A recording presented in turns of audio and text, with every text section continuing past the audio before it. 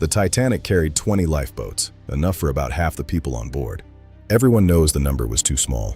Almost no one knows this. The number was not a mistake. It was the legal maximum the British government required, and that requirement was written 18 years before the ship ever sailed. In 1894, the Board of Trade in London wrote the lifeboat rules for British ocean liners. The rule was simple. Any ship over 10,000 tons of displacement had to carry 16 lifeboats. 16, period. The rule did not scale with size. It did not scale with passengers. It capped out at 10,000 tons, because in 1894, no one believed a ship would ever be larger than that. 18 years later, the Titanic was launched at 46,000 tons, 4.5 times the size of the largest ship the law had been written for. She was the largest moving object ever built by human hands, and by law, she only needed 16 lifeboats. The White Star Line, to their credit, exceeded that. They installed 20.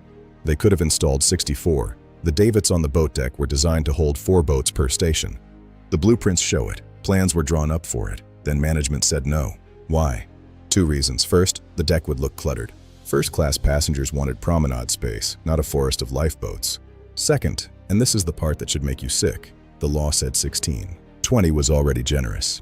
Adding more would only signal that the company thought their unsinkable ship might sink. So they cut it. The Board of Trade had drafted updated lifeboat rules in 1911, 1 year before the Titanic sailed. The new rules required boats for every passenger. Those rules were sitting in a desk in London on April 14, 1912. They had not yet been signed. Here's the detail that almost never makes it into the documentaries. On the night of the sinking, the 20 lifeboats the Titanic did have could have saved more than 1,000 people. They were rated for 65 passengers each. Maximum capacity, all 20 boats would have saved 1,300 souls. Only 710 people survived. Many lifeboats were launched half full. Some carried as few as 12 people. The crew had not been trained. There had been no drill. Passengers did not believe the ship was sinking. They refused to board. The boats that should have saved 1,000 more saved a few hundred. The law killed the first wave. Panic killed the second. Every regulation you live under was written for a world that no longer exists. Building codes, aviation rules, financial law. There is always a moment when the rule and the world drift apart, and a disaster is the only thing that closes the gap. The Titanic didn't sink because of an iceberg.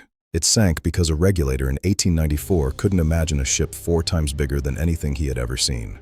If you want the part of the story the textbooks left out, this is your channel. Subscribe. Next episode. The Library of Alexandria didn't burn in a single fire. It died slowly, over 400 years, and almost no one notices.